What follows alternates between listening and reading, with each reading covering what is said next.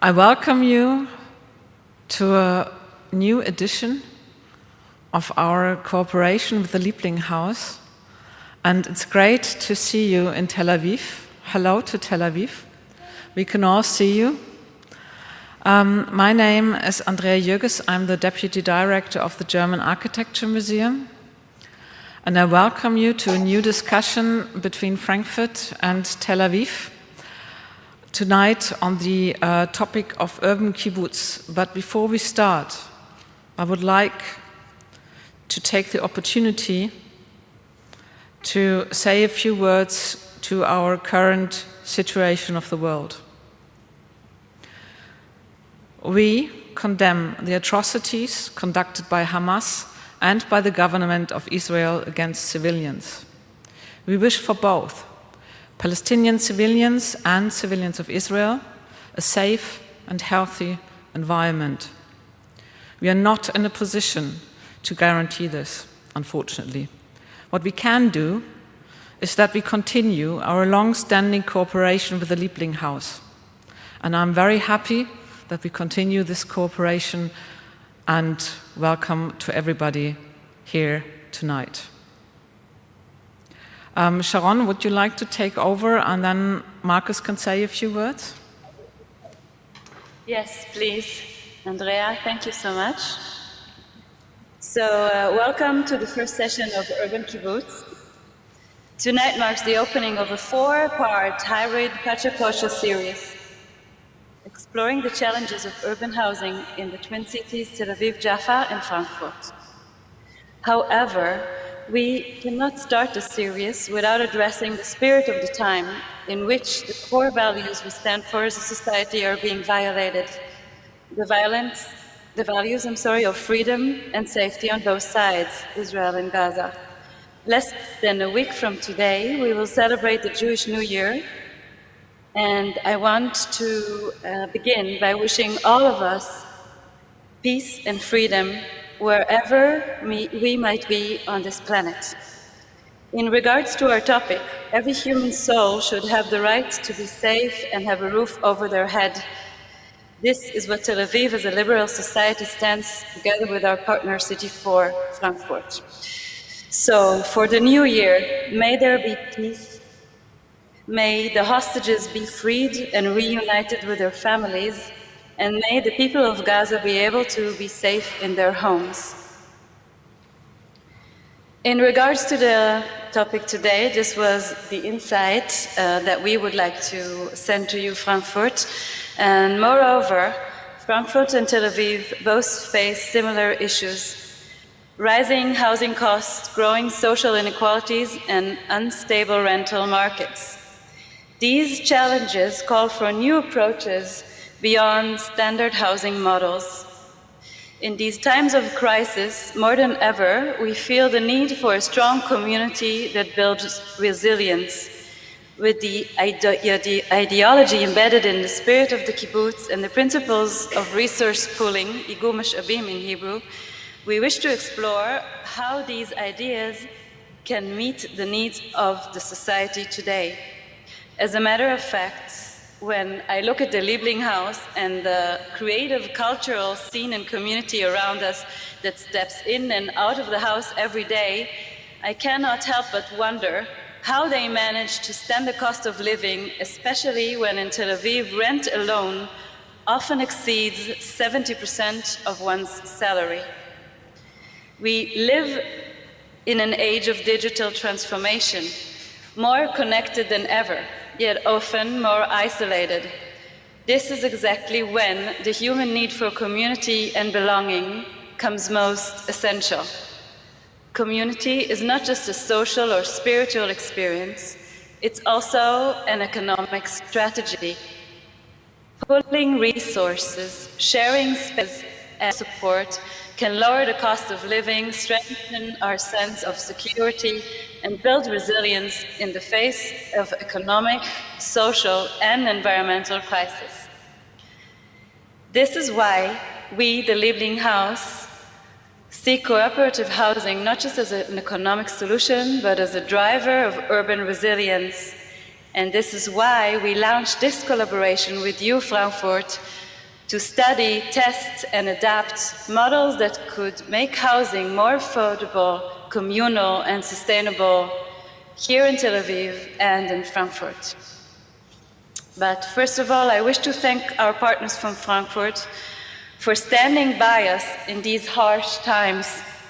Especially a great thank you to the City Council and Head of Planning, Professor Dr. Markus Gweschenberger, to you, Andrea Jürgens, Vice President of the DAM, to Jürgen Jensen and Svenja Kietzel from the Planning Department of Frankfurt, and of course to my local partners, Shira, Miki, and Atrudnitsky from the Housing Unit and the Strategic Department. May we all have a pleasant and interesting, eye-opening journey together in this session and the sessions to come. Thank you. Thank you, Sharon.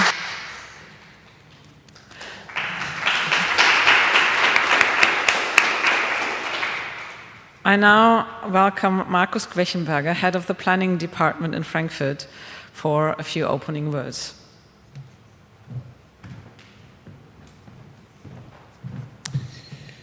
Yeah, good evening, everyone. Good evening to Frankfurt. Good evening to Tel Aviv. It's a great pleasure and an honor for me to welcome you all to this evening. And I'm sure we will have a truly enriching exchange tonight. This event is the result of a unique collaboration between two cities, Frankfurt and Tel Aviv. We have shared a 45-year city partnership, and it demonstrates how much we can learn from each other when we create space for dialogue, reflection, and a shared vision. Tonight, we are exploring a concept that I find both fascinating and forward-looking. The idea of the urban kibbutz, a concept rooted in community, solidarity, and shared responsibility, reimagined for our urban realities. So, what can we learn from the idea of an urban kibbutz? And what should we focus on when we aim to create participatory spaces that are not only inclusive and affordable, but also vibrant, productive, and socially resilient? But first of all, what is the idea of an urban kibbutz? An urban kibbutz combines cooperative housing, affordability, and shared resources with urban sustainability and community engagement. It is oriented toward the common good, something that is becoming increasingly urgent as our cities face growing pressures. In Frankfurt and Tel Aviv, we are experiencing the tension between urban growth and the need for affordable, livable, and community-oriented neighborhoods. To respond to this, we need new formats that go beyond the conventional. We need neighborhoods that are not just socially mixed, but also functional diverse, where people live, work, and participate. Some of the key principles we should build on include long-term, affordable housing options, efficient land use through shared and flexible spaces, co-housing structures that foster resilience and community governance, green and sustainable urban living, and concept-based development that integrates social, cultural, and economic dimensions. To bring such ideas into practice, we need good partnerships. That means we need good partnerships between our both cities, between Frankfurt and Tel Aviv, but also between political leadership, city administrations, developers, landowners, and real estate experts. And we need people who explore new paths. This evening is an opportunity not only to hear about innovative projects, but also to ask questions. What does participation mean in architecture and housing? How can we think community and economy together? And how can cities become platforms for collective creativity and responsibility? How can we start the idea of an urban kibbutz in Frankfurt and in Tel Aviv? Before we start with the presentations, I would like to thank also to our hosts. Shira, Sharon, your team at the Liebling House in Tel Aviv, thank you for your friendship and your good cooperation. And Andrea and your whole team here in the German Architecture Museum in Frankfurt. And everyone who made this evening possible.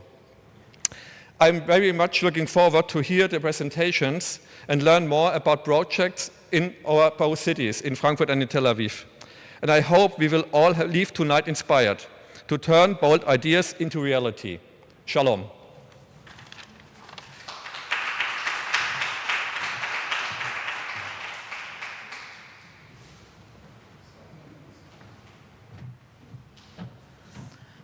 Okay, for those of you who have never been to a PechaKucha, let me say a few words what a PechaKucha evening is.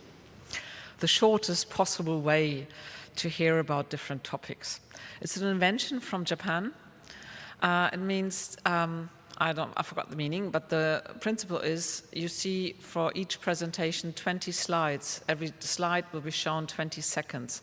After 6 minutes and 40 seconds, every presentation is over. Sometimes it's a pity and sometimes you are relieved.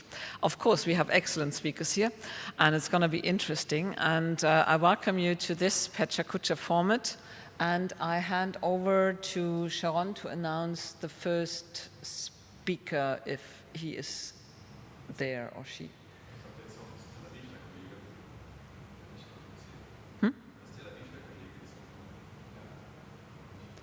I don't know. Sharon, will you announce the... Sorry. Can you hear me? Yes. A guy of einer, city council member, may I ask you to say a few words just to represent the city of Tel Aviv, please? Hi, good evening, everyone, and thank you for all the people here at Liebling House. For you in Frankfurt, this is such a beautiful space, so admirable, a museum, a place where people can connect and socialize, and it's really like a mini kibbutz in some sort in the middle of the town. As you can tell, I'm on uniform. I'm doing my reserve duty now, and I pray for our hostages to come back home safely as soon as possible. We are loving people. We are people that love peace. And I just think about all the kibbutzes that were hurt on October 7, and it breaks my heart. So on the topic at hand, having a diversity in the city is very important. Otherwise, we just live with people who have the same opinion and have the same social background. So therefore, we at the Tel Aviv municipality do a lot to ensure that also teachers and people that work in hospitals and not only the rich live in our city.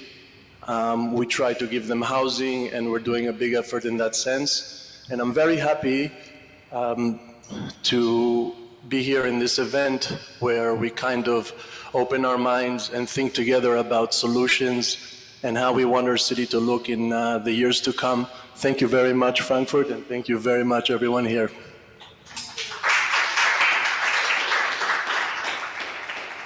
So just to give us a background about kibbutz and what kibbutz means really from the history until today, I'm very honored and pleased to ask Advocate Merav Niv, Head of Unit for the Advancement of the Corporations of Kibbutz movement, to say to show us her presentation. Please, Merav.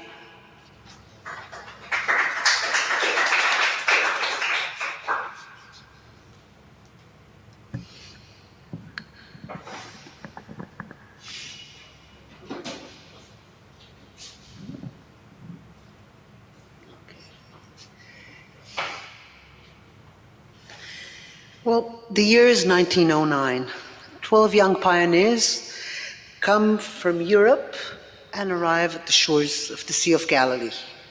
They have no money, no experience in farming, but they have a radical dream to build a society based on complete equality and collective ownership.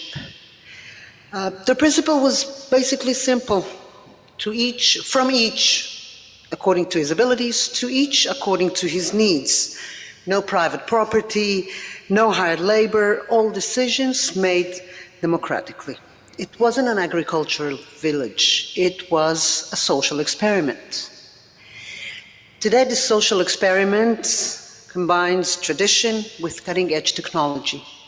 When drones control watering of the fields, and children learn from their elders. 259 kibbutzim include only 2% of Israel's population, yet their influence on society, innovation, and agriculture remains enormous.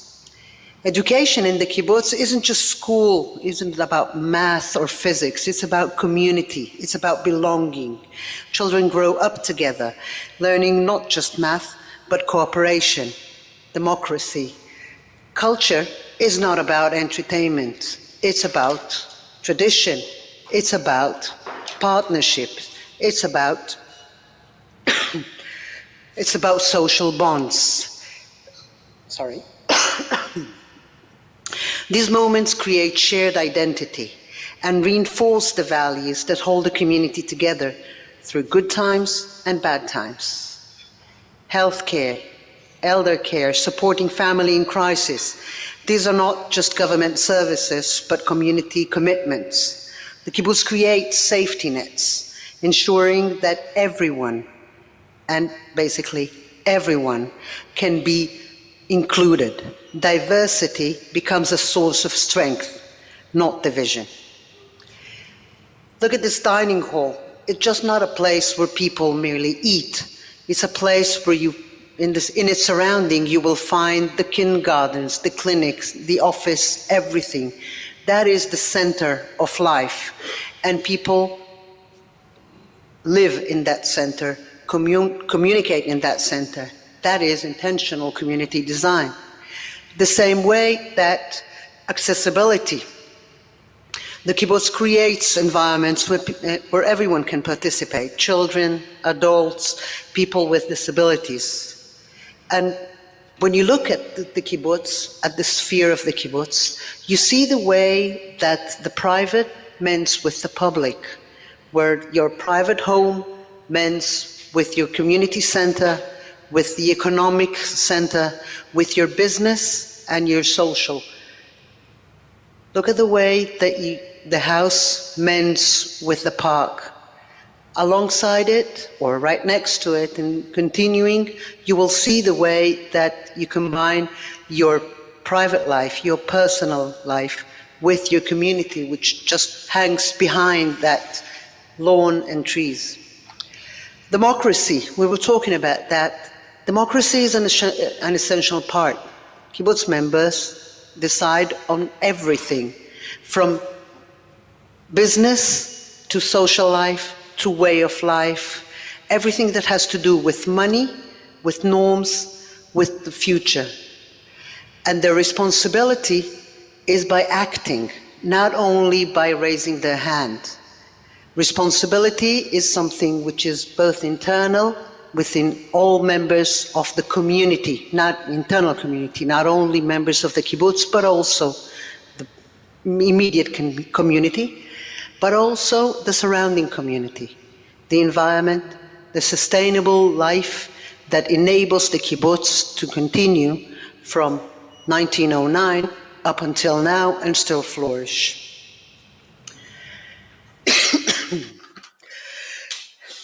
So, was waiting for that. Fast forward to today. Big cities all over the world face similar housing crises. Soaring rent prices, social fragmentation, unstable housing markets.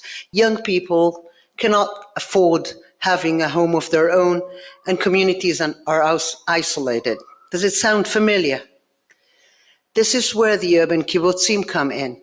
They adapt collective principles to city life, democratic shared decision-making, community services, and collective ownership.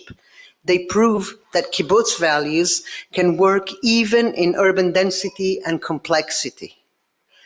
Many urban kibbutzim focus on education and community work. Teachers, social workers, community organizers creating change from within the city. They're not escaping urban problems. They're working to solve them through collective action. The same principles work in housing cooperatives, shared ownership, community decision-making, mutual support systems. These are not utopian dreams. They're practical models operating successfully in cities around the world. So the urban kibbutz and the cooperative housing promote local urban social sustainability by providing long-term affordable housing and engaging and creating civic participation, while the collectively owned economic aspect of the kibbutz adds economic sustainability. Both are growth medium for social impact. Changing the urban landscape requires diverse stakeholders, residents committed to community, supportive municipal governments, architects who understand social design, entrepreneurs who prioritize community over pure profit, and community organizers. Each brings essential skills, resources, and perspectives. The kibbutz proves that a home is more than four walls. Then community is a powerful change engine. That shared ownership brings responsibility, that democratic participation enhances the greater good. What works in the village can work in the city. All we need are the right partners.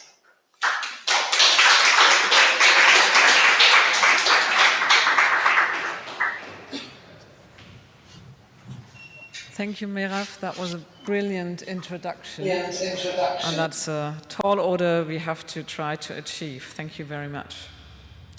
Let me introduce the next speaker. From Frankfurt, Christoph Packhieser. He's currently working at the Urban Planning Department in Frankfurt am Main. He studied architecture with a focus on urban planning at the University of Wuppertal. Since 2001, he has worked as a project manager for planning offices in different cities, Berlin, Zurich, Aachen, and Frankfurt, on topics related to neighborhood development and urban master planning. Since 2017, he's with the Urban Planning Department in Frankfurt am Main and in the field of public space, and since 2019, working in the field of urban development. His current areas of focus are quality assurance in the context of the recent update of the high-rise development plan. Maybe somebody remembers our previous series where he talked about that. And designing a mixed-use productive neighborhood in Western Frankfurt, and he will tell us more about it now. Welcome, Christoph.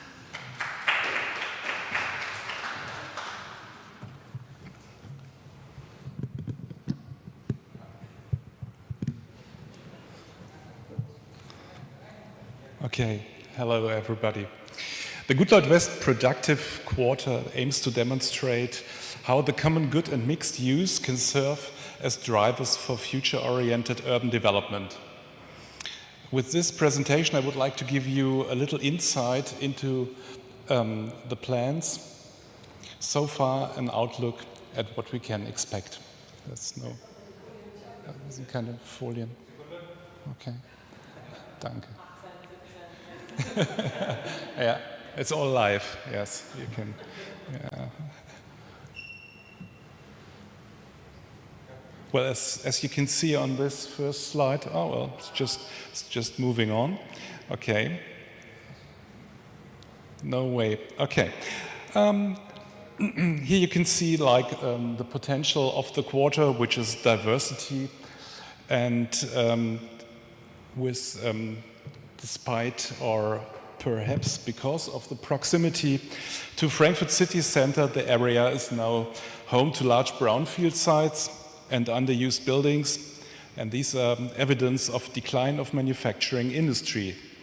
Hotels and the data center have moved into the neighborhood, signaling that a process of transformation has already begun.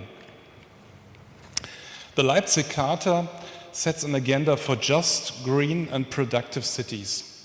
Transformation in Gutleut-West is guided by common good, resilience and the integration of ecological, social and economic goals in the decision-making process.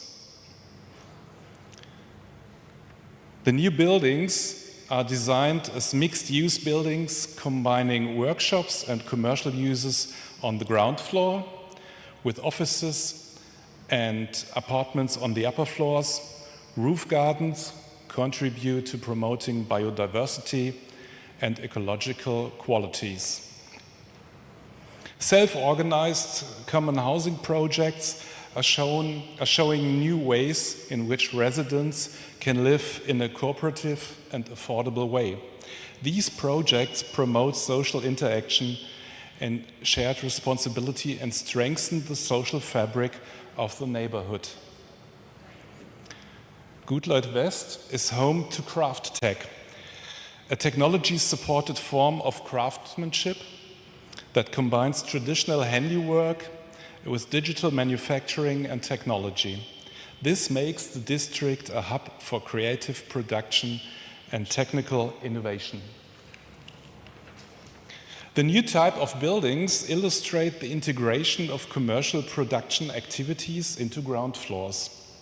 Spaces with residential units are above.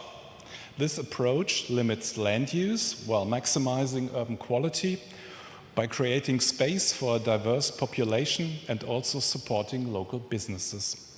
Existing cultural venues such as theaters, exhibition halls, music clubs have already given rise to a creative scene in Gutleut-West.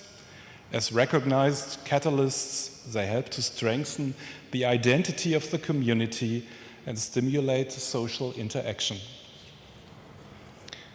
An important part of the plan is a mobility concept to reduce dependence on cars. Mobility hubs enable sustainable mobility, offering access to public transport, car sharing, bicycle rental, and charging stations for electric cars. Sports fields on the car park support social life.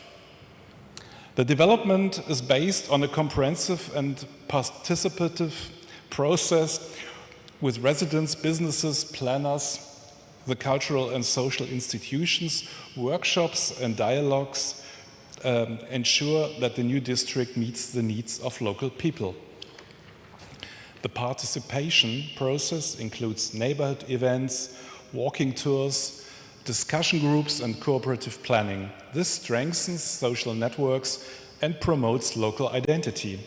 Through this active engagement, residents are empowered to shape their living environment. 3 development scenarios have emerged: a commercial and productive environment, a mainly socially balanced and livable neighborhood, and a balanced model that combines an equal mix of these types of use. These scenarios show options for responsible and inclusive urban growth with different orientations. The Ideas Plan brings together thematic proposals on public spaces, mobility, and land use based on contributions from planners and community. It serves as a framework for step-by-step development. The adaptive reuse of existing commercial buildings preserves the architectural heritage of the neighborhood. At the same time, new residential developments are made possible on brownfield site. This balanced strategy promotes sustainable development by honoring history while taking growth and urban diversity. Different areas in Gutleut-West are set aside for different uses: area with a higher degree of residential use, cultural or social sites, or productive working areas. The existing structural conditions of the urban environment are taken into account.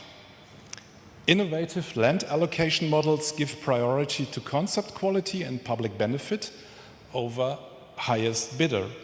Gutleut-West's approach enables affordable, sustainable projects with municipal land leased for the targeted development.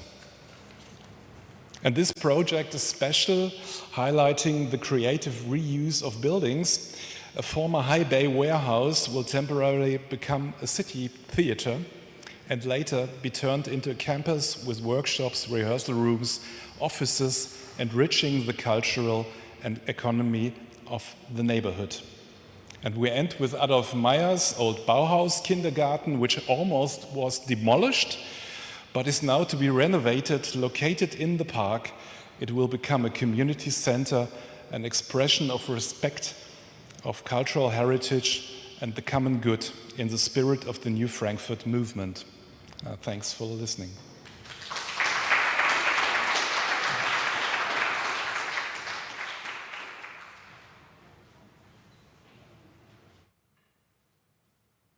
And really looking forward to go to visit this place.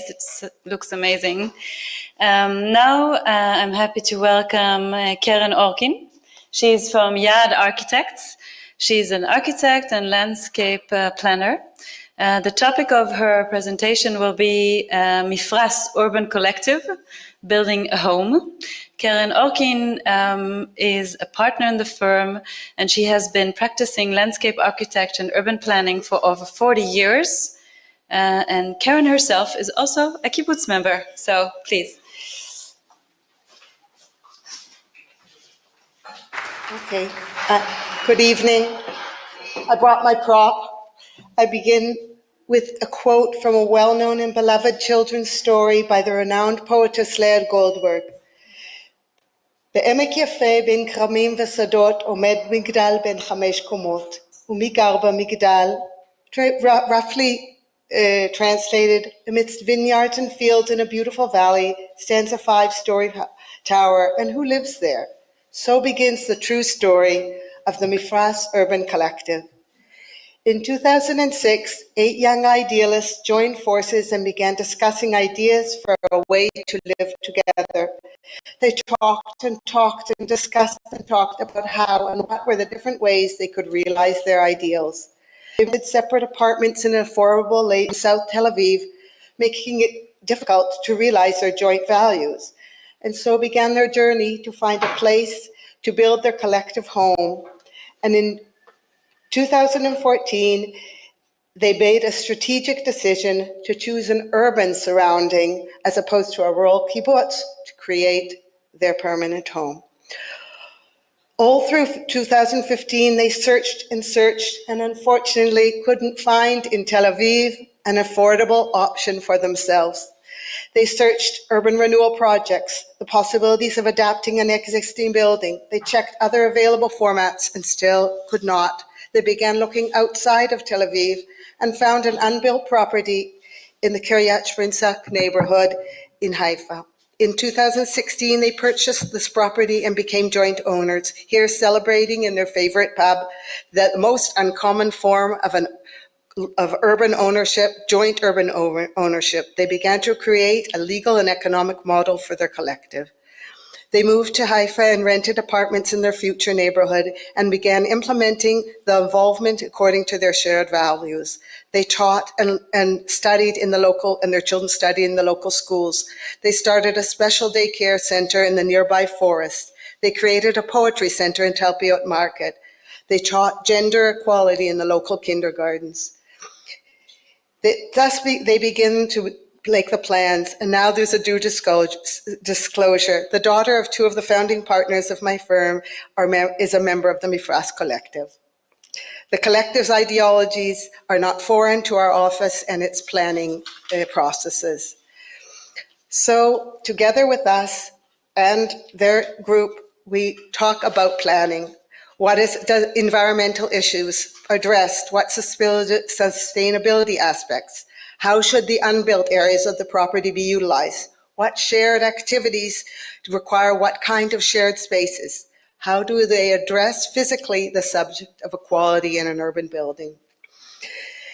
The first lap of the planning journey demanded a change in the master plan because the master plan that existed in that area couldn't realize the scope of common shared spaces that they wanted. So we embarked on a new master plan in cooperation with the municipality that could be approved by the local planning committee. The plan, so that it could be passed quickly, entailed minor modification of the existing plan, adding more building rights to common spaces and minor changes to building life.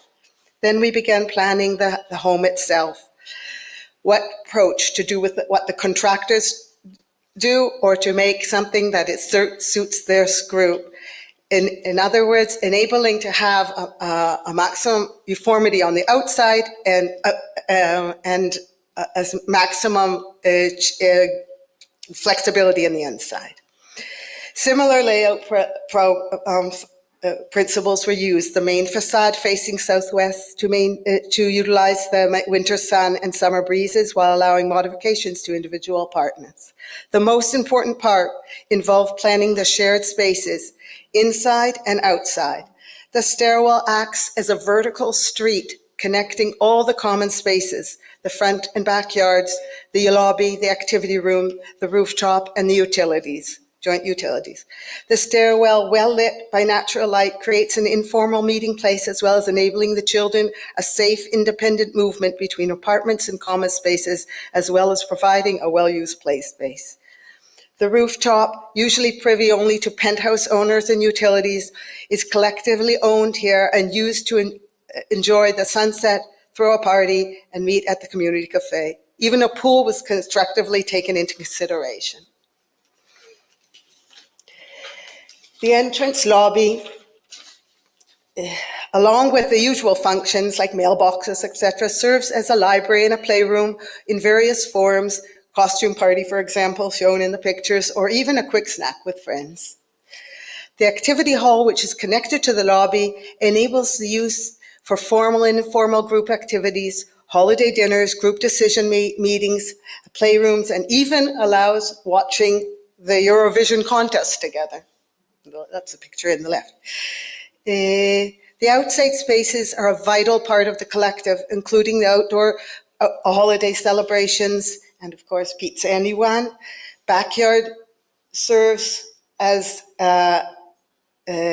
for joint picnics, soccer matches, discussions, and hanging out together, enjoying the good weather, and making their future plans as an urban kibbutz. I spoke a bit too quickly here, but you can enjoy the pictures of the shared spaces. Here's in the backyard with the soccer matches and the meetings. And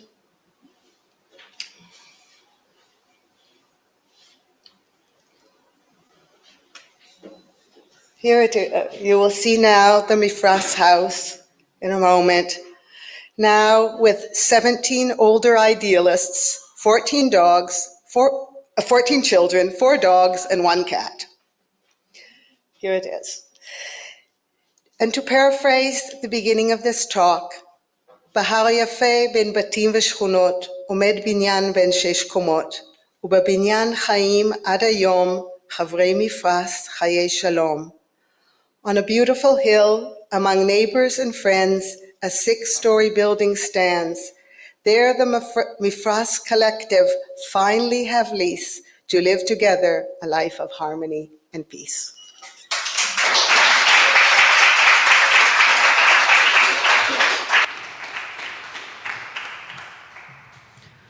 Thank you, Karen. What a wonderful story, what a wonderful project. Now we're moving to a different scale. Speaker, Mr. Peter Kreisel, he's currently the Deputy Director of the Frankfurt Urban Planning Department. He studied urban planning at Kassel and Columbia University in New York, so English is no problem for you, I guess. He worked for an urban land development corporation. He was also head of the Department for Preparatory Land Use Planning at the Regionalverband Frankfurt Rhein-Main. That's a tall order, that's complicated.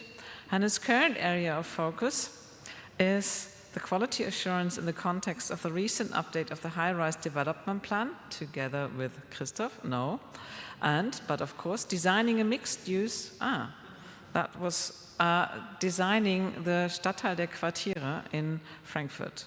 Peter, the floor is yours.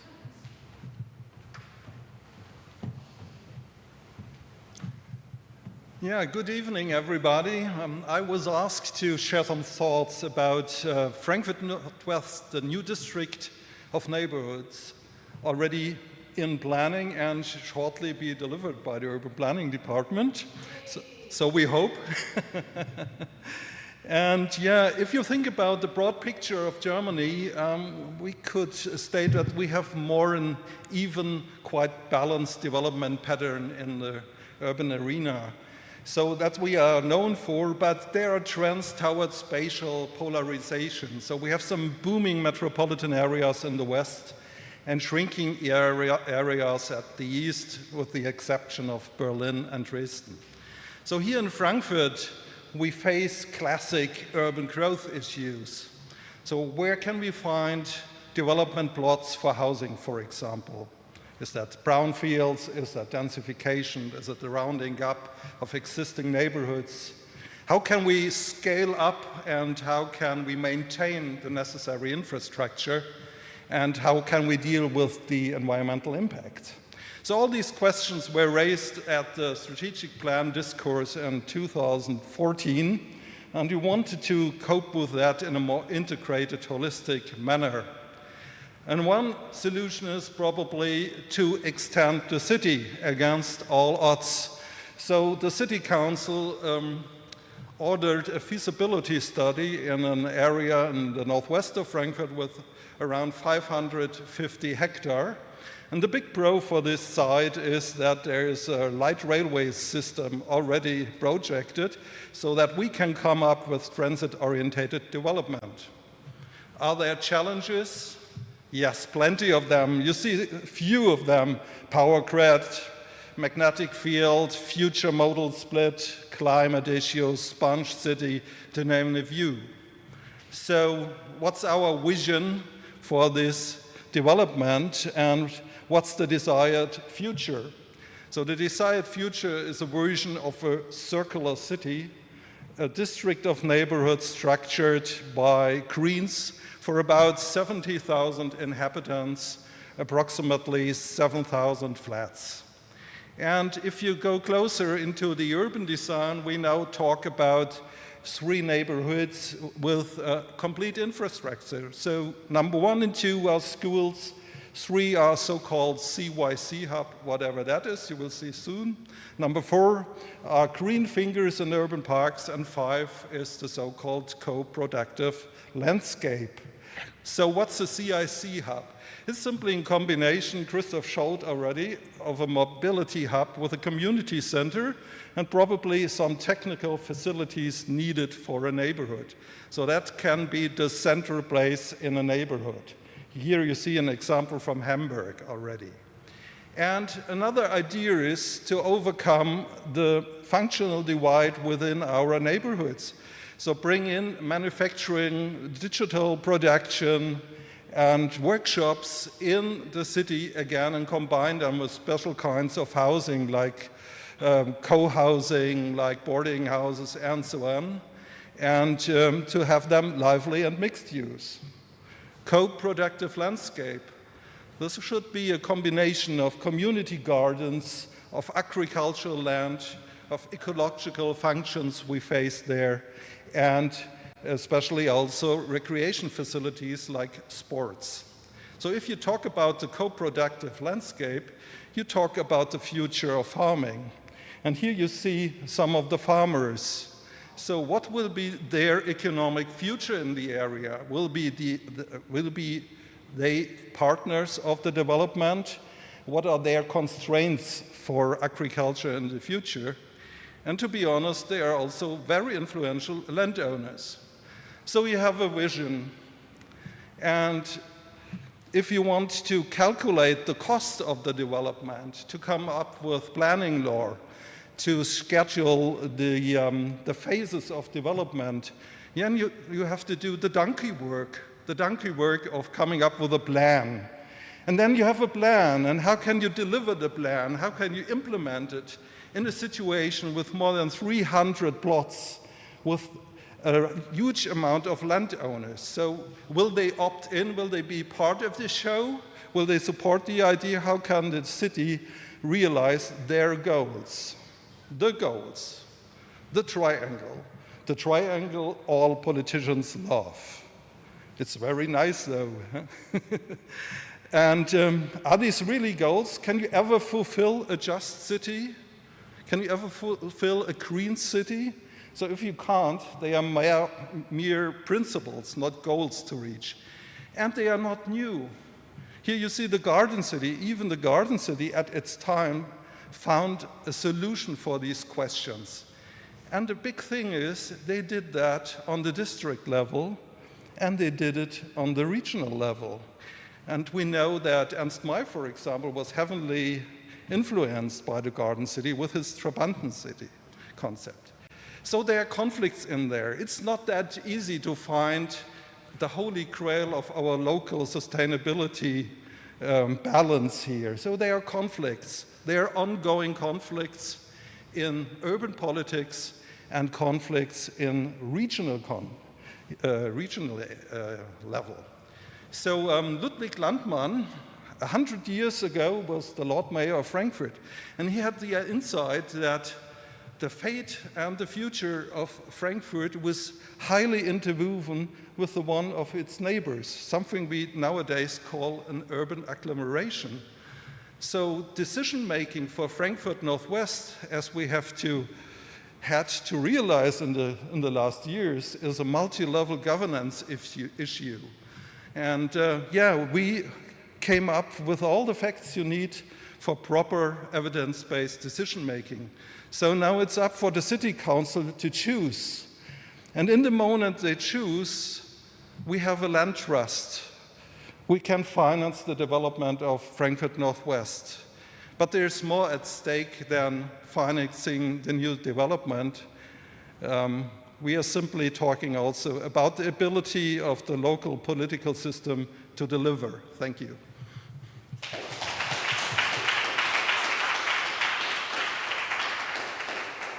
Thank you, Peter.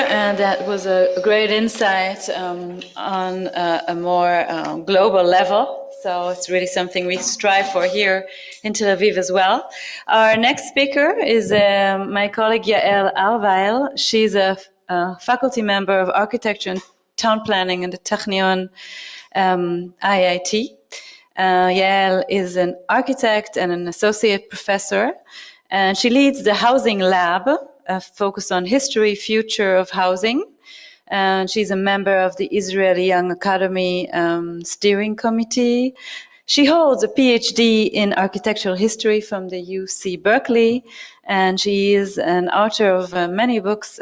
One of them is Housing as a Cultural Production, focused on quality and multi-actor processes, and published a book on Israeli-Palestinian architecture, housing design, urbanism, and historiography.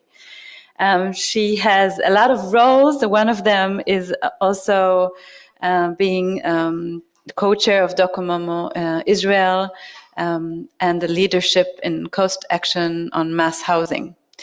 If I read all of this, we will be out of time. So many things you are doing. So Yael, please come and share us your presentation.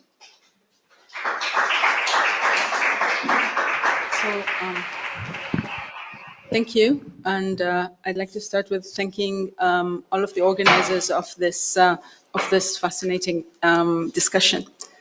So why do we refer to the kibbutz when we debate collaborative or cooperative housing in the city? The kibbutz invented a new way of living, modern and planned, responding to a very important question. How would we like to live? So all the elements of this question are important. How we want and live. This question expresses a radical idea, the idea that we, common people, can define our way of life and actually shape our homes to fit it. But how? So kibbutz founders proposed the idea of an autonomous collective living in direct democracy. Seeking the spatial infrastructure that enables this vision, the commune of Bet Alpha developed kibbutz iconic typology that we all know, which is huts spread in the landscape.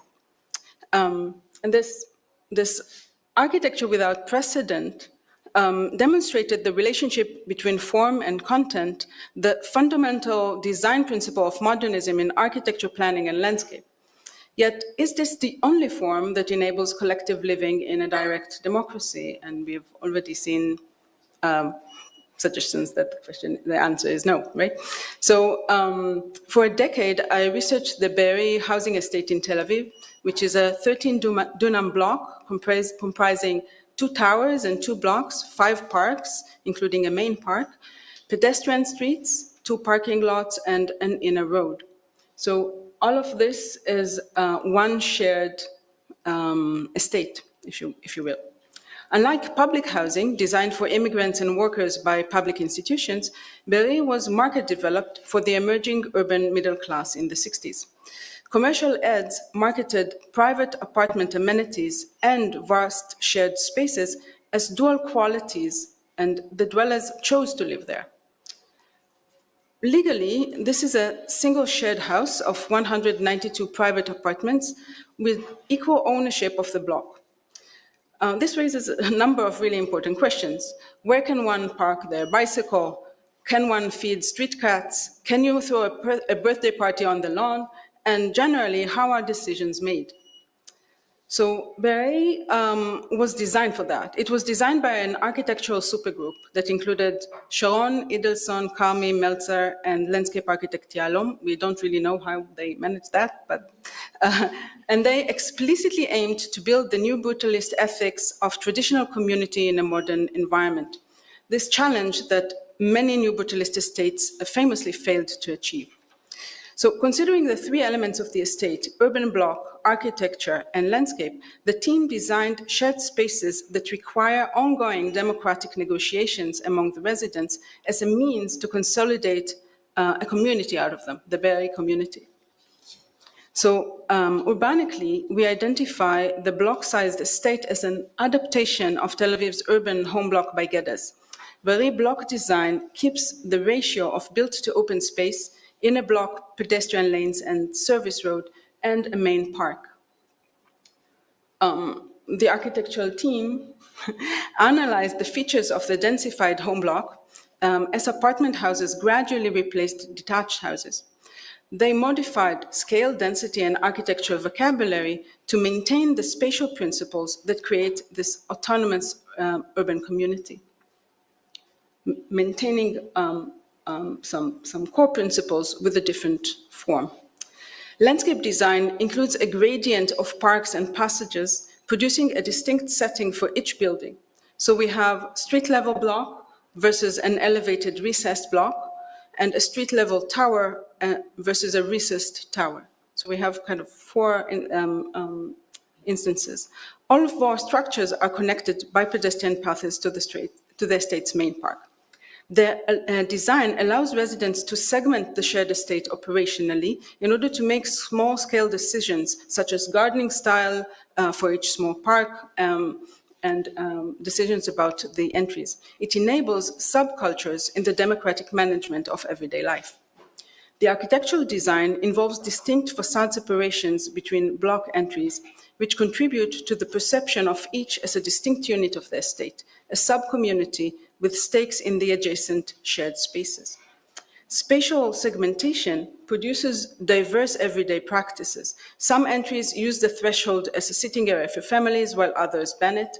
Some allow cat feeding and guests from the neighborhood, etc., while others do not. And this is kind of produces a diversity and variety of built spaces within a large estate. Spatial segmentations, Since 1965, Berry residents have managed it as a four-tier democratic structure based on elected representatives. Each tower and block entry is represented, as well as representative for each of the four structures and for each typology, so towers versus blocks. Democratic negotiations are not necessarily harmonious, but rather involve some degree of conflict. So we have a few interviews that we did here in 2018. So negotiations in the past decade were affected by COVID, political polarization, and now war. But even before COVID, as you can see, residents reported the strains of everyday direct democracy. So this is not necessarily fun.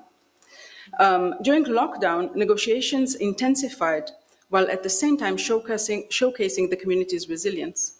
Residents utilized neglected spaces such as rooftop terraces for all kinds of practices, and facing COVID blurred distinctions between private and public, residents utilized private apartments as shared daycare and office spaces and used shared passages for outdoor dining. So dwellers are motivated by quality housing with access to this beautiful park, yet sharing resources with others over time instigates everyday democratic practices, which are the foundations of democratic society. So I identify shared housing as everyday democratic infrastructure. We can design habitats that enable dwellers to shape this democratic way of life. And using design, we can respond to the yoke of neoliberalism and to eroded democracies, and in a sense, resolve and reverse dangerous social processes. Thank you.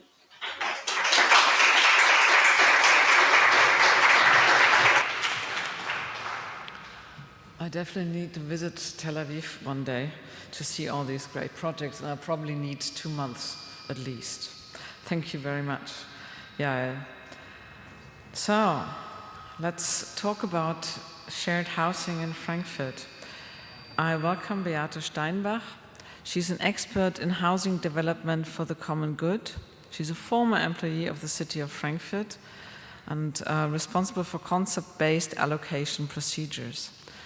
She's the former managing director of the Frankfurt Network for Cooperative Housing, and she works as a consultant for housing projects and municipalities.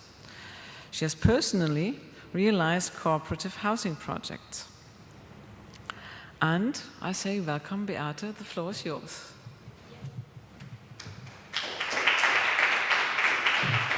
Hello everyone and good evening. Oh, I can hear myself loudly. So this is me. I'm going to talk about Wohnprojekt in Germany, and I use shared housing as a translation.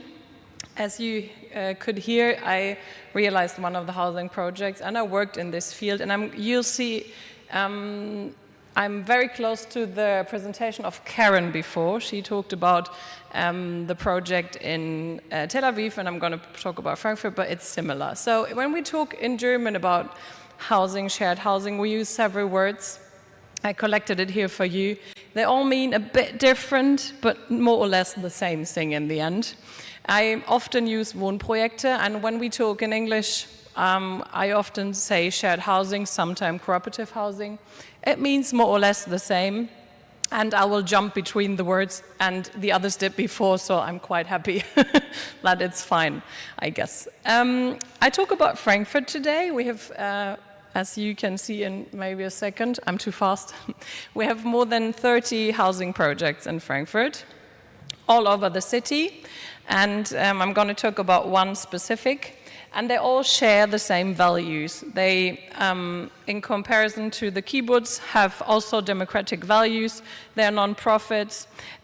They share the responsibility that comes along with ownership for huge houses. And they have often community and public spaces. That's quite important, because if you have a very small flat, then it's important to have shared public and community rooms to come together and spend some time and, for example, work with the burden of a huge responsibility. In Frankfurt, we have small houses, bigger ones, some that are focused on environment, others are focused on family living. There are a few pictures, you get an overview.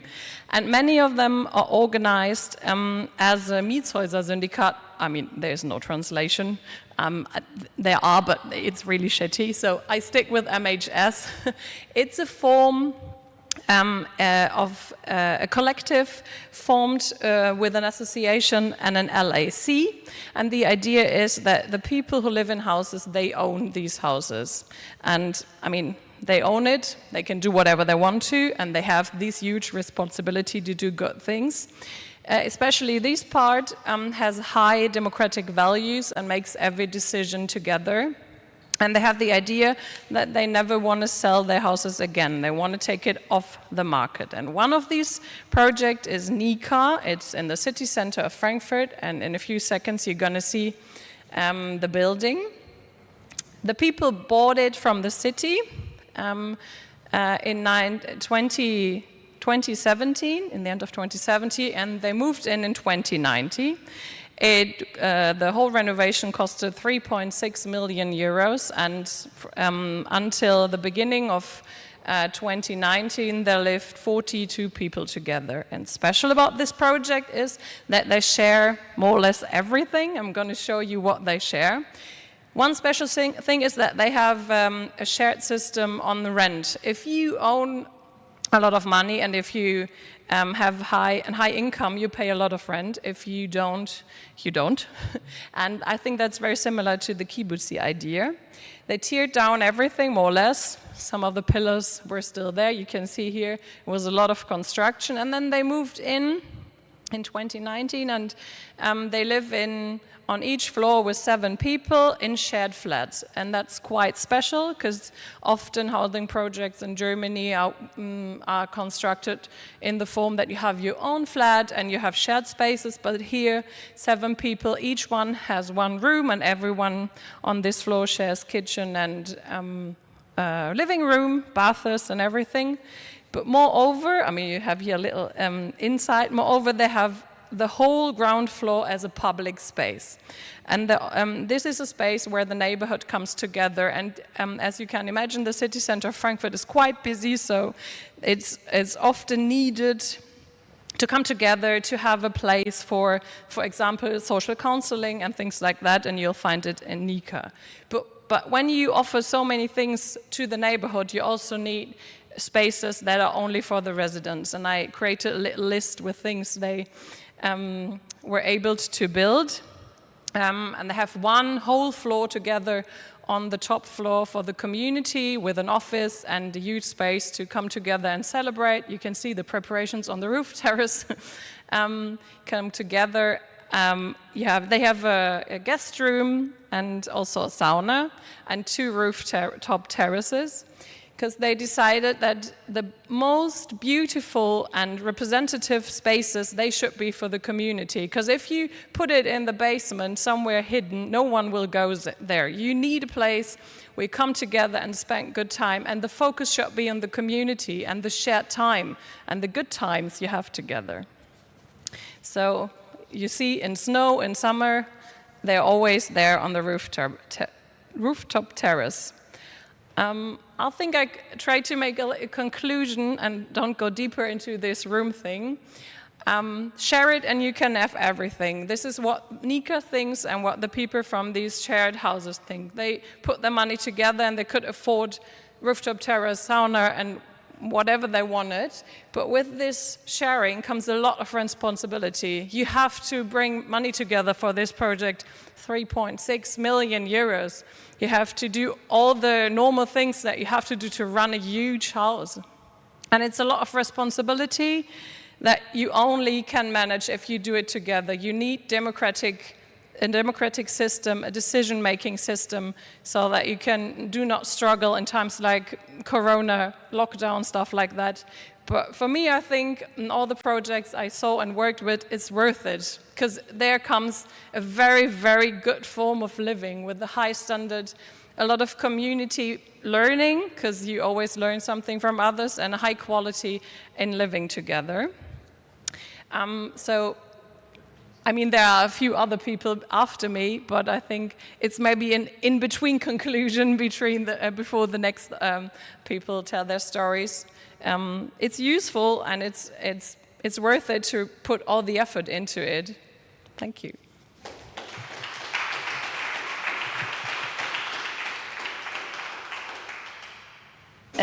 It looks so simple when you explain it. I just asked myself, why isn't everybody doing this? Maybe we should ask ourselves that as well here in Tel Aviv.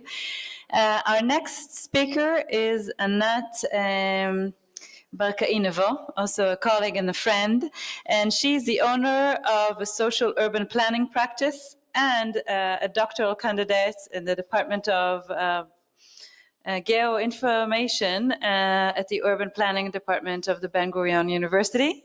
She's also going to give us a sort of a broader view on social housing in Israel. So thank you, Anat.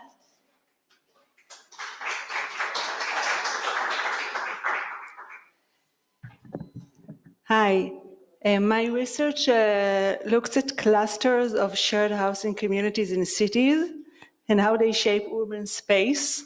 In the next few minutes, I'll give you a quick tour of who they are, where they come from, and how they impact urban life.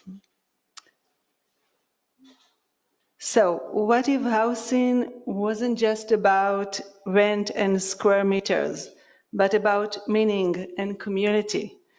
In Israel, hundreds of groups are reimagining city life through shared living, shared purpose, and shared action. In Israel, shared communities include a wide range of groups, umbrella organizations, and social initiatives. At the center stands Makom, a national council founded in 2012 that unites hundreds of mission-driven communities. Beneath it, three main umbrella bodies bring together the different shared housing movements. The Chalutz Federation, founded in 2010, unites graduates of the Blue Youth Movement. השומר הצעיר, דרור ישראל, מחנות העולים, and the Tarbut movements. Here is an example of Amitai Kibbutz. Is more than a shared housing. They bought 2 buildings together, but also built 2 schools, unique schools, and a social justice center.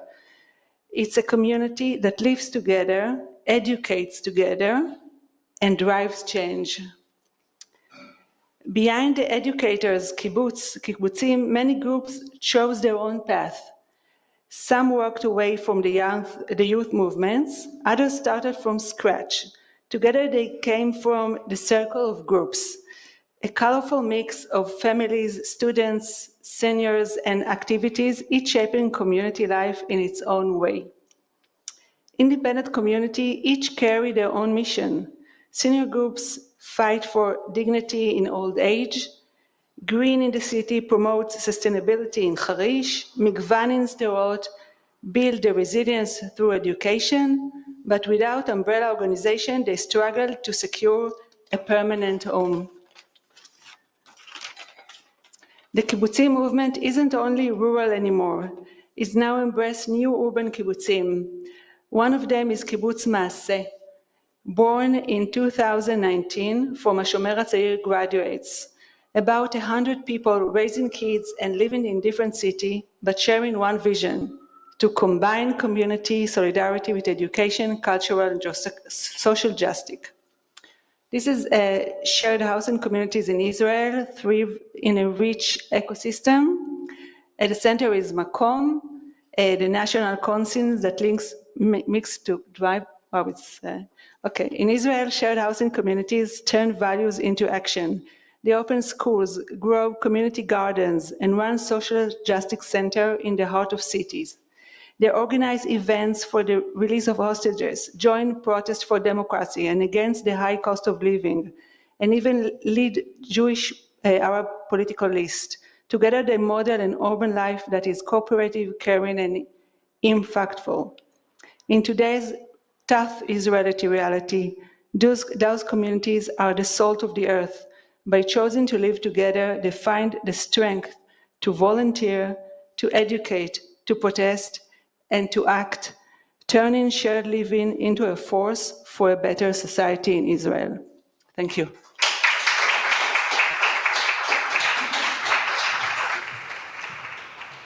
Thank you very much, Anat, for this looking into the different communities that already exist in Tel Aviv. I'll make it 3 months. Today, now, for the last presentation, I welcome Valentin Fuchs. He works at the Office for Housing at the city of Frankfurt am Main, and his topic are cooperative and community housing in Frankfurt. He's responsible for innovative housing projects, and his focus areas include cooperative and community-oriented housing and concept-based allocation procedures. Valentin, welcome. The floor is yours.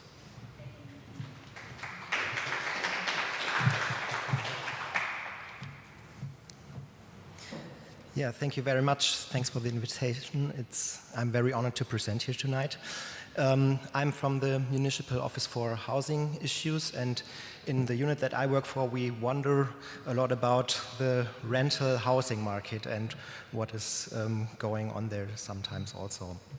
The illustration you see here shows the development of rental prices over the years, and the blue line shows the rental prices in Frankfurt, and I guess in every other big city also, is steadily rising. It's a very simplified illustration, but the city actually collects data that shows this upward trend also empirically.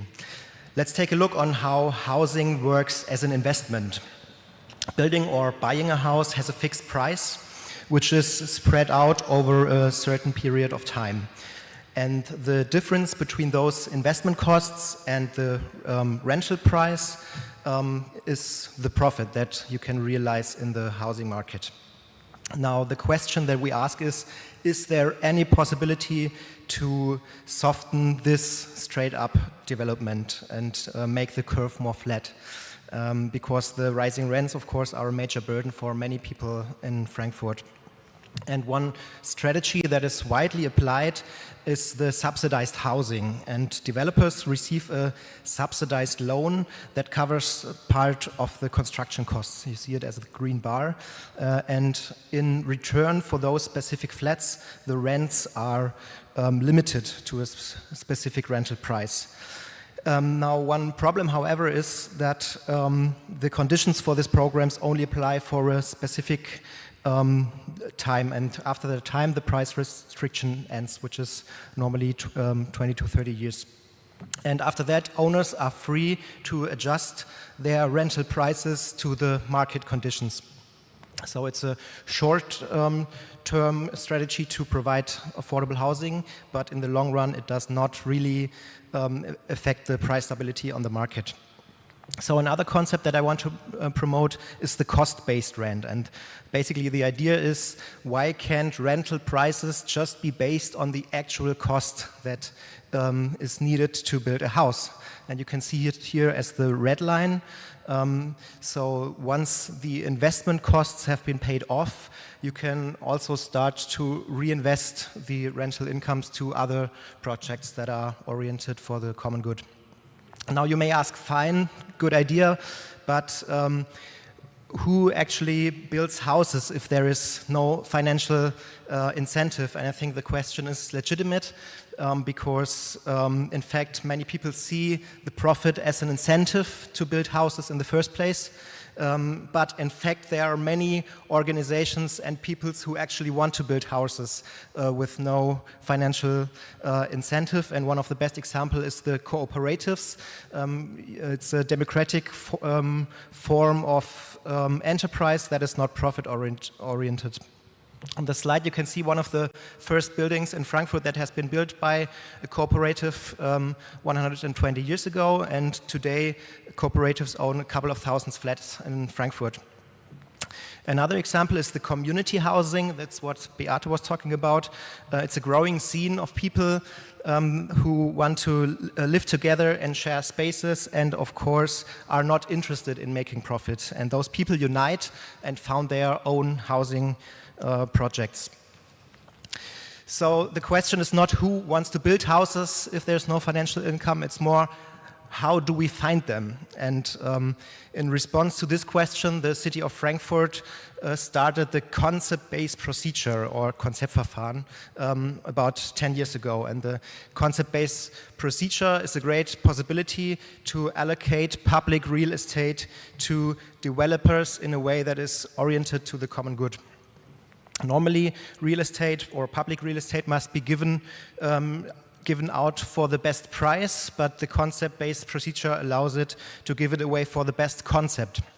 And the whole procedure starts with a call for concepts that is published by the city, and organizations or groups can apply with their idea or their plan on how to realize this concept. And I can tell you that each and every concept is very specific, and they differ from each other completely on their ideas.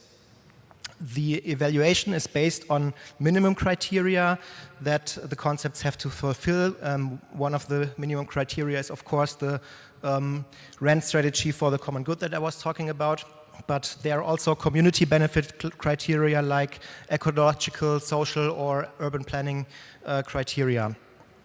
The decision is making by a jury. The jury reviews the applications, checks the criteria, and determines which concept is the best. And the assignment is not only signing a contract, but also a close support from the city during the development. So one project that was realized in this concept-based procedure is that you saw already from Beate, it's Nika. I'm happy that I took another photo, I think, even. So it's located in the central city, and the group converted the building from an office to a residential building. And it also has the special feature that Beate was talking about in the ground floor for the cultural and public. Another project is called Uliba. It's a community house that includes people with disabilities. And what I find very interesting about it is that it allows a community form or an urban community lifestyle in a suburban area. And the next project is called Betrifft. I think someone was talking about it also already today. It's the biggest community housing project in Frankfurt. It has 120 people living in there, and its ground floor is also for public use. And it even has a large proportion of subsidized flats, so you can actually realize both subsidized housing and cost rent principle. So I hope I have been able to spark some interest in the concept-based procedure and especially in the cooperative and community housing. And I'm really looking forward for the next group or cooperation to found a housing project in Frankfurt. Thank you very much.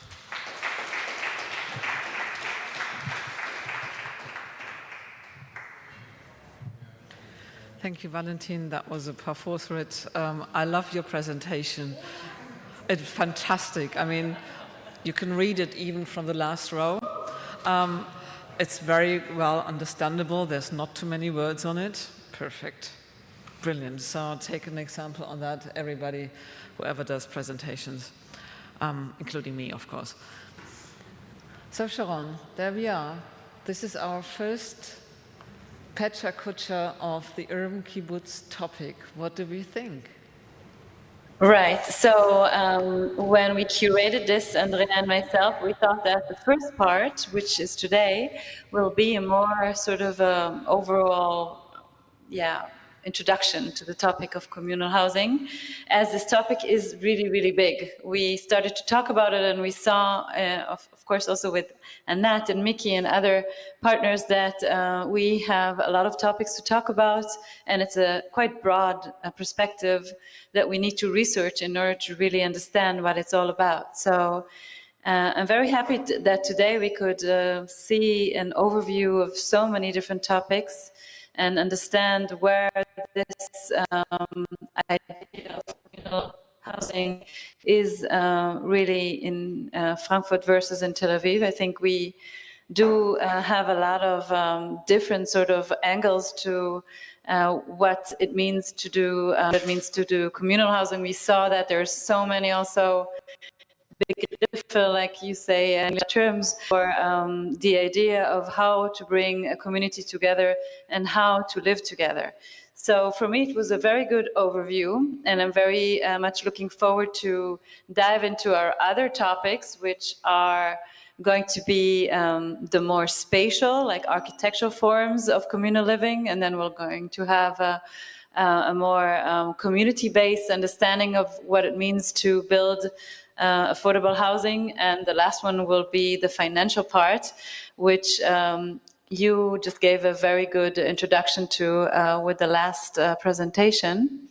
So I'm basically very excited to see the next ones, and I have a lot of questions already that I can ask from the presentations we saw today, but maybe you should start with your thoughts about what we saw today. So I think, we started an interesting discussion, and I hope we can go as deep as we envisage to go, and even get a diverse group of people who realize projects into our discussions.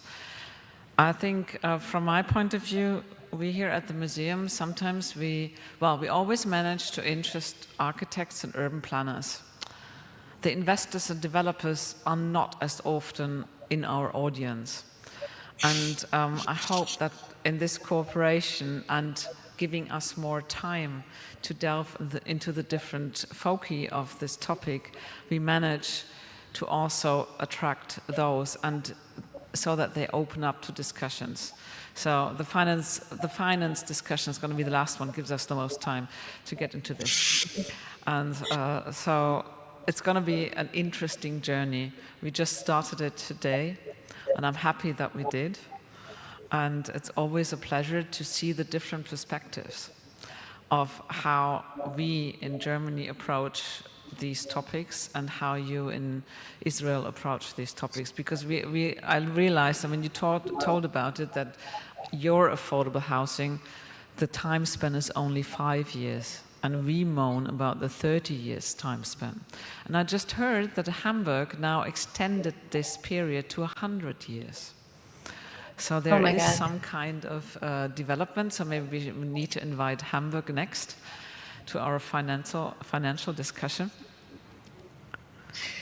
So yes, what you're talking about is actually the eligibility of the states to be in a project of affordable housing. So you have to prove that you are in a certain income spectrum, and also you can only accommodate these housings 5 years, which can be quite harsh when you think about families, for example.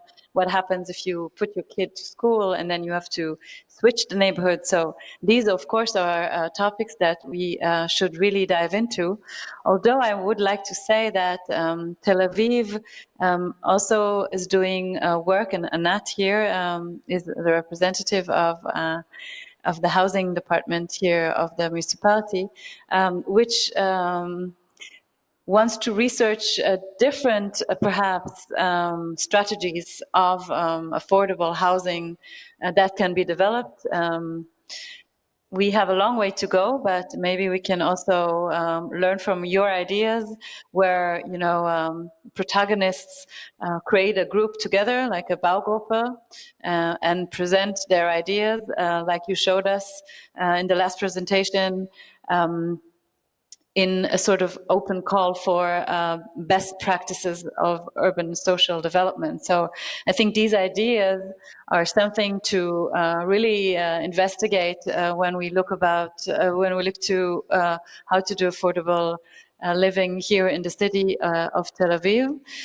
And we also talked about the different aspects that you are dealing with as well. And I think, in this sense, Frankfurt and Tel Aviv are very similar in the idea that the cost of housing is very, very big, and the demand is large, and the developer pressure is large as well. So how do you actually perhaps combine public-private partnerships that allow a sort of a new form, perhaps a new strategy of coming together with decision makers and the private market in order to form a structure that is suitable for the times we live in. Yes, that's what I think is also interesting to research next time. I fully agree. I would like to give the audience a chance. If they have any specific question, I would invite you to come up to this podium and speak into the microphone. And it doesn't matter if you're perfect in English or not. I mean, we're all not perfect in English, except for Peter. And so if you have a specific question to one of the presenters. We also have a mobile microphone, so you don't have to come up here, but everybody can hear you. So if you have a specific question to anybody of our presenters tonight, you're very welcome. Just raise your hand and the microphone will come to your seat. Oh, everybody's talked out, you know. That's the thing with the PechaKucha. It's so exciting. There's one question there. Thank you very much. Please introduce yourself as well. Hello. Is it working? Try again. Jetzt? No. Or you'll come up here. It's not as scary as it looks. Yeah. There you are. Thank you. Yes, my name is Felix Silemon Flug, and I'm from the city of Frankfurt as well, employed here. Thank you for the talks. Don't have a question, but I have.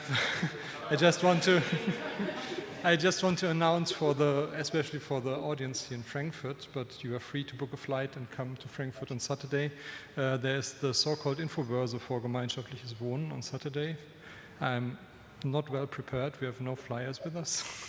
It's in the Kurt-Schumacher-Straße 10, where the planning department is, and it is starting at 10 o'clock the whole day. Groups are presenting their projects, existing projects in planning, ambitious projects, but also institutions for finance, for planning, for everything else. And it's, I don't know, what's the 14th, 15th, 16th, 20th time it happens each year. In September, it's a very lovely occasion to get in touch with the topic and with people and talk. And this year's motto is, roughly translated, luxury is founded in sharing, I think. Thank you. Thank you very much. Please book your flights. I think we can solve all this when we go together on Saturday to this Börse. No, we go next year. After our discussions, I think this is one of the things we can agree on. Okay, we need the date for next year's Börse, and then we all meet up there and continue our discussions. That's great information. How about on your side? Anybody questions from your side? No? Okay, good. Maybe I would like to ask another question from my side. You have a lot of new housing projects in Frankfurt, we know, and perhaps just because we're in the starting point, it would be nice to understand how many percentages of affordable housing and rental housing do you wish to include in new built structures? So if I were to be an entrepreneur and build a complex, what would be the regulations? Thank you, Markus, for joining us to do that. Yes. Yeah, we have a land use regulation law in Frankfurt, and this land use regulation law says if you want to build a new district, new neighborhood, you have to build 30% of affordable housing and 15% of innovative housing. That's mandatory. If you don't do this, you don't get a permission. And this rental housing, is this something that can be sold after a while, or does it have to stay rented? You have to hold these apartments for 40 years. So for us, we have very important partners. We have two big public housing companies. We have the ABG Frankfurt Holding and the Nassauische Heimstätte. The Nassauische Heimstätte is also owned by the state, and the ABG is owned by the city of Frankfurt. And these two companies, they are the most important partners for us to build and to ensure affordable housing in Frankfurt, because if after the 40 years, they hold these apartments. So the ABG, they are also the owners of the apartments of the Neues Frankfurt. So they built these apartments 100 years ago. The ABG was founded in the 1920s, as well as the Nassauische Heimstätte. This company was also founded in the 1920s. And they are owned by the state. They are owned by the state, by the city of Frankfurt, and also of the state of Hesse, and other municipalities. So I think it's very important to have such partners. I see. So are there also incentives that investors are getting if they are to build affordable housing? Yes, it's something that is just in the regulation. Yeah, we invest every year more than 150 million euros to build new affordable housing. And if you are a private person and you will build a public or affordable housing, you can also get this money. So it's a public funding program which is supported by the state of Hesse and by the city of Frankfurt. We have also a program to build apartments for students and for pupils who are getting educated for handworkers, for example. So we have different programs. But it's not cheap. You need public money. You need public money to ensure such a development. And you need space. I think these two elements are really very important. Also in Germany, the cost of building is higher than it used to be. Also here in Israel, of course, because we don't have the workers that we used to have. But in this sense, I do want to tell everybody that last time I was in Frankfurt, I was amazed to see the new towers that you have been building. I think they're called 4. Yeah, the project 4, yes. Just because it's so similar to what we're doing in Tel Aviv, it's not anymore so much about maybe, kibbutz spreaded houses. We don't have the land, unfortunately, and we need to build dense in the city. And the footprint of these high-rises was very impressive, as it also included affordable housing. Can you please tell us a little bit more about this project, as I think it is very relevant for what we're doing here? Yeah, the city of Frankfurt is also a city of skyscrapers. Christoph Packhieser develops also the high-rise development plan. And we decided if you want to build a new high-rise building with apartments, you have also to build 30% of affordable housing in these new high-rise buildings. And the rental cost for such an apartment starts at €7 per square meter and €10 per square meter. And it's also fixed for the next 30 or 40 years. So you have two models. One model is for 30 years. The other model is for 40 years. And it's also mandatory to do that. If you didn't build such affordable housing also in skyscrapers, you didn't get a permission from the city of Frankfurt. So it's mandatory to build such apartments. And we sign, and for such projects, we sign, it's called an urban design contract. So städtebaulicher Vertrag is the German word for this. And that's the instrument. This instrument was given us from the federal state to ensure such developments and to fix such contracts with private developers. So this project is not a cheap project. They invest more than €2 billion in this 4 skyscrapers. They built more than 600 apartments and offices and new shops and also a public roof garden, etc., and a kindergarten. Yeah, so that would be really interesting to check also if we can have some of these ideas here. As you know, we are also building a whole new district, almost in the size of a new town in Tel Aviv, with a lot of affordable housing, and I think it's 30% or something like that. 30% of all the footprint should be affordable housing, and there's lots of strategies that we can learn from what you're doing now and implement it in Tel Aviv. And I hope this discussion will lead to a fruitful research to then together implement with the city of Frankfurt, a partner city of Tel Aviv, in this new neighborhood we're talking about, Sdadov. So from my side, I really want to thank you for all these insights, but we have another question from the crowd. So, Yael, do you want to come here? Yeah, I could just maybe have a follow-up question for Marcus. If you could elaborate a bit about the 15% innovative housing that you mentioned. The innovative housing. Okay. You mentioned. What does that mean? Yeah, the 15% for innovative housing is, for example, these are we can't hear you.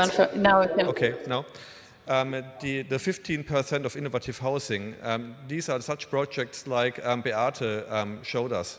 So cooperative housing, innovative housing, housing for students, or housing for different generations. Also the projects you presented from Haifa and from Tel Aviv, these projects are also projects for these 15%. So our idea is we have a diverse society in Frankfurt. And we need diverse projects to build apartments for the diverse society. And so these 15% is a big variety. So we haven't one idea. If you have a new idea and you can show that this idea is innovative, maybe this project can also realize in this 15%. So it's not the classical apartment in this 15%, it's new forms of apartments, new forms of housing. Thank you, Marcus. I love the way that you really enable also for sort of new ideas of housing to form, like bottom up, and you give a ground for this to happen. That's very inspirational. I wonder if you ever crossed ideas of digital solutions that were included in concept you got. Is there, do we see something about new ideas that we haven't seen before, perhaps, in the city of Frankfurt? I think it's important to think about the combination of work and living, so different functions. Today we have innovative projects only with housing, but I think Christoph Packiser, he showed one project, the Gutleut project, next to the river.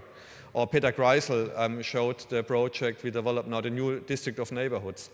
I think in these neighborhoods and these projects, we can think about a combination of working and living together, and also working, living culture together. I think we need such ideas. But these ideas, we need also bottom-up ideas, not top-down. And this is also the idea of this innovative project to find new solutions which are developed from bottom up. Exactly.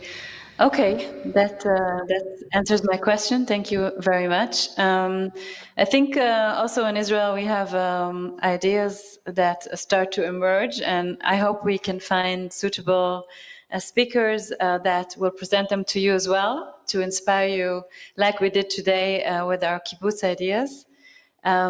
Yes, so perhaps we can see if there's any other questions, and if not, then we meet next time. Yes, there is one more question, please.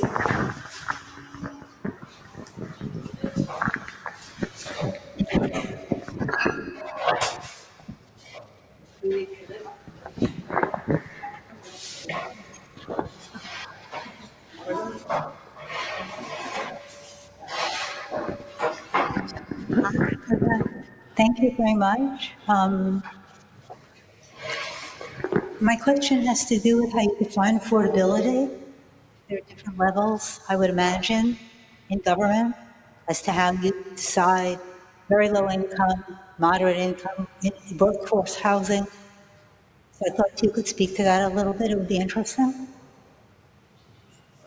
Did you understand the question? Maybe I should repeat. Sorry, we had acoustic problems, but if I understand it correctly, you asked about the incomes of the inhabitants. Yes, yeah. Yeah, we have two different programs. We have one program. How eligibility? Sorry, Marcus. I'm sorry. Like how the eligibility or how the classes are defined, or how would you? Yes. What definitions? What definitions does the state have, or classify? Excuse me. Criteria. Thank you. Yes. Okay, we have different programs. So we have one program for social housing. So this is for people with lower incomes. Then we have one program for the middle class. So it's for middle class incomes. So for example, if you are a family with 2 children, you can earn around about 100,000 euros per year, and then you are middle class, under the middle class limit. Then we have a program for students. So these are the 3 programs we have in Frankfurt. And for students, the maximum cost for students is 400 euros per month for one apartment, including Wi-Fi, etc. I think it's very important. Wi-Fi is very important for the students. Much more important than a balcony, for example. I just love how that changed. You know, the Wi-Fi is the first thing you mentioned as the plus outfit of the apartment. I mean, I was happy to have a room and a bathroom working, and we did in my first WG. I didn't have a normal Wi-Fi. heating. Yeah. I didn't have Wi-Fi, of course No. not. And we also just didn't have really heating, but we had these electrical radiators which you could plug in, and you could only dare to plug them in if anybody was home. So the world changed a bit. So Wi-Fi is it now. Yeah. Thank you very much, Markus, for your contribution and for the questions. Okay. I think, Sharon, we can close this session. I think we should set up a meeting to gather all the questions we collected today and you collected, so we can strive for the next rounds. I don't actually have on my notes when is the next event scheduled. It is on? I think 2nd of November. Yeah, that could be 2nd of November. Some early November, because we stretched it out a bit to give us more time to find the best speakers for our next topic, our next event. And I really look forward to this new series with you at the Liebling House. Thank you very much for all the discussions, for all the contributions, for everybody who's taking part. And I thank the audience and, of course, the speakers who dare to risk the 6-minute 40 challenge, and all succeeded, in my view, beautifully so. Even Christoph was not too much irritated by my finger signs. Thank you very much. Thank you very much from Tel Aviv as well. Bye-bye. Alle vor. Alle vor, alle vor.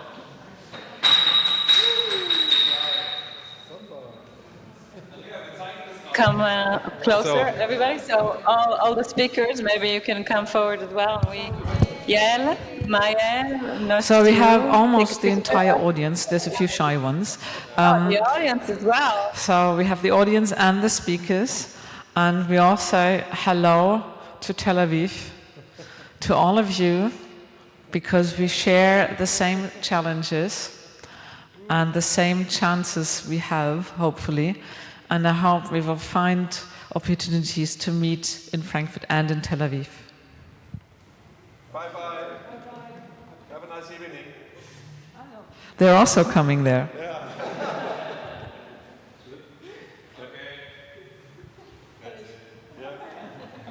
Okay. Thank you very much. Bye-bye. Bye-bye. Bye-bye.